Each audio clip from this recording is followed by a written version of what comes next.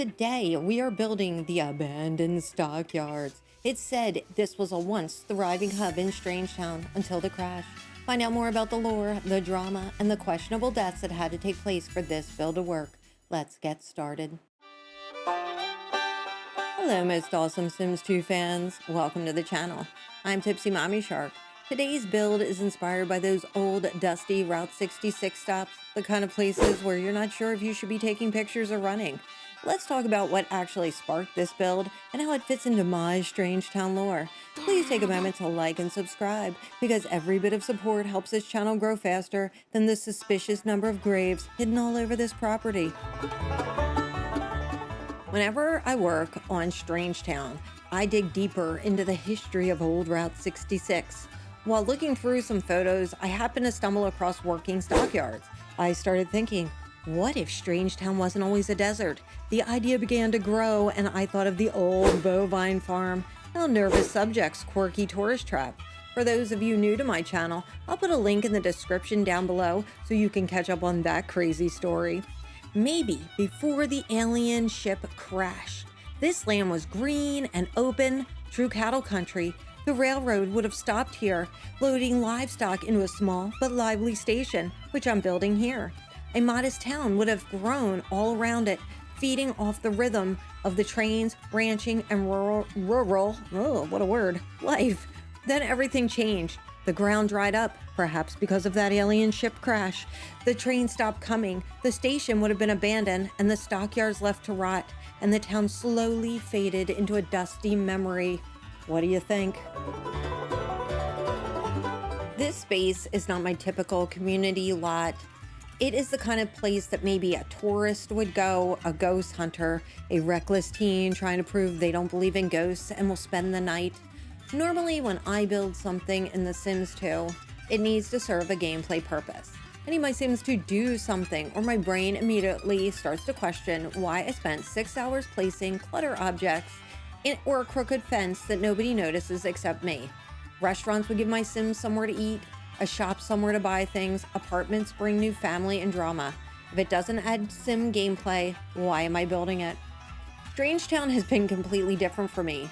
Somewhere along the way, this neighborhood stopped feeling like another Sim map and started feeling like an actual place with history. The more I played it and the more I built, the more questions I needed answers. Like, what if an alien ship really did crash? Would this place have always been a desert? And was there really a government takeover? Suddenly I found myself building things not because my Sims needed another place to buy a pet, but because the story needed them. The abandoned stockyards is one of those builds. My Sims are probably going to almost never visit here. There's no real gameplay reason for most of them to come here at all. But for my story, this place explains part of Strangetown past and makes the world feel older, like something existed here before the aliens and conspiracies and nervous breakdowns became the town's main export. I think that's what surprised me most when building Strangetown. For the first time, I stopped thinking about the gameplay's efficiency and started thinking about the atmosphere, the history, and what feeling this build gives when you look at it. This neighborhood completely changed the way I build in The Sims 2.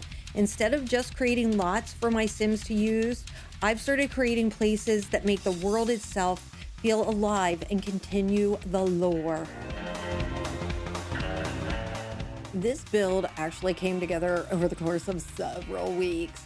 The portion you're going to see today focuses mainly on finished exteriors. I will still be showing you completed shots of the interiors throughout the video and again at the end, because even though most of these buildings are abandoned, I still need to decorate them to make them feel forgotten, dusty, and frozen in time. Once the exterior of the train station and the old livestock pens were finished, the lot started to evolve. I needed more than just abandoned stockyards, and then I had to stop and think, if this really was a functioning desert town at one point, what would actually be needed? I started with a small general store near the front entrance, the kind of place that probably sold everything from canned goods to work boots, back when the trains still rolled through the town regularly. The sort of building where locals would gather for supplies, gossip, and probably at least one argument over absolutely nothing. I'd intentionally left the one building unfinished for a while because I couldn't figure out what the town was missing. The area needed more than random abandoned structures scattered across the desert. It needed places people would actually depend on when the town was alive, places that made it feel like a real community before everything fell apart. Our second building evolved into a saloon. Ugh, of course. Why had it taken me so long to think of it? Every old Western town had a saloon. In fact, I'm sure at one point it was a legal requirement. You had a train station, a general store, and now somewhere for your exhausted cowboys to go. Ours is a very tiny 2-story building tucked into this ghost town. It is not accessible to our simmies. It does add much atmosphere to the lot.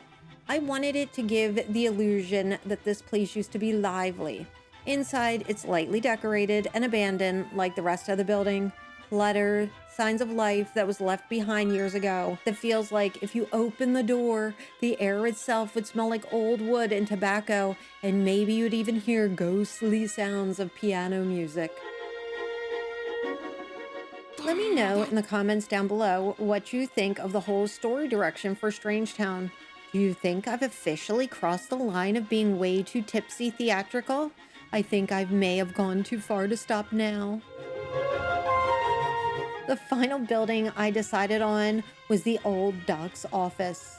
Realistically, if this was once a busy train stop and livestock station, they probably needed some kind of doctor, especially considering old Western towns seem to treat workplace safety as more of a suggestion than an actual concern. I placed it along the same wooden boardwalk as the saloon, which seemed to be something a lot of Western towns had. That little detail ended up helping the entire street feel more connected. Like the saloon, the doctor's office is not accessible to our simmies, but I still decorated the inside to look abandoned and forgotten. There really is nothing left except junk, debris, dusty furniture, and the remains of a town that has clearly been dead for a very long time. I started adding shrubs, boarded up windows, other details around the lot. Again, this was one of those things that took weeks. This escalated into far more clutter than I originally planned.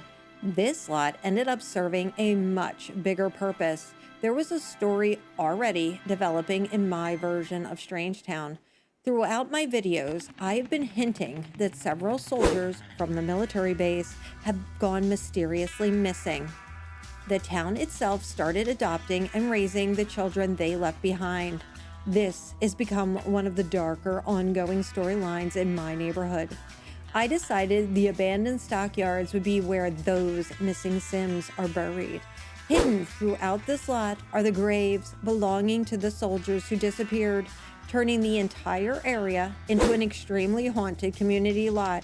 It has become an actual town full of ghosts. Because my gameplay apparently thrives on chaos, I added a few tents out in the old livestock pens, making this the perfect destination for fearless teenagers, paranormal investigators, or Sims with absolutely no survival instincts to spend the night, should they dare.